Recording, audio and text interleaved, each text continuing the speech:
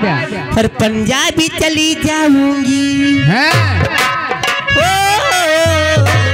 पंजाबी चली जाऊंगी, गुजरात चली जाऊंगी, पर वहाँ नहीं जाऊंगी।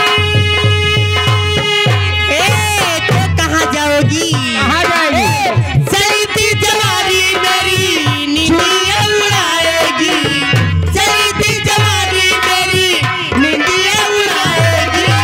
न जाऊंगी बिहार यूपी, गोली चली जाएगी, न जाऊंगी बिहार यूपी, गोली चली जाएगी।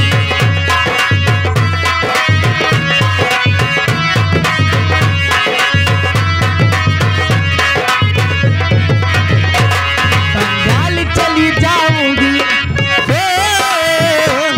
बंगाल चली जाऊंगी, गुजरात चली जाऊंगी, पर वहाँ नहीं जाऊंगी। तो फिर कहाँ जाओगी? चलती जवानी मेरी नींदियाँ उड़ाएगी, चलती जवानी मेरी नींदियाँ उड़ाएगी। न जाऊंगी बिहार यूपी, गोली चली जाएगी, न जाऊंगी बिहार यूपी।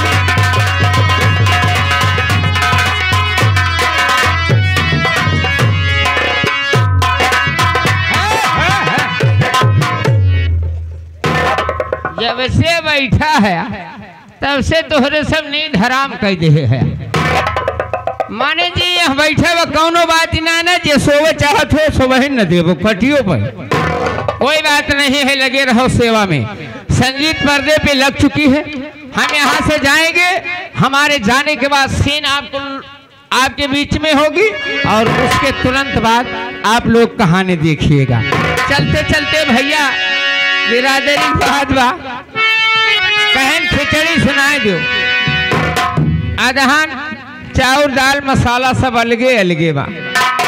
अब कुल इकट्ठा अगर डाला जाए तो काम गड़बड़ाए जाए भैया, काम गड़बड़ाए ना और बात बने जाए। देखिए एक फसली गाना जान लो अदहन में देते खिचड़ी के मास्टर। अरे मेहनत के तोहरे हरे रंग भरी आइल बा, मेहनत के तोहरे हरे भैया रंग भरी आइल बा।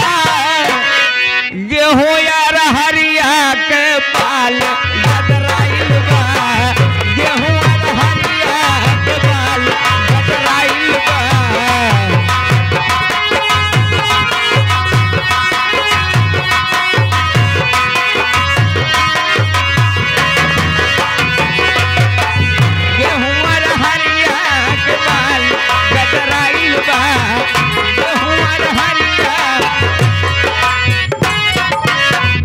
भाव बदले के मारा, भाव बदले के मारा एक लाइन भैया चैता। हरे बह लागी पुरवा बयरिया हो रामा, अरे बह लागी पुरवा बयरिया हो रामा, चैत महीना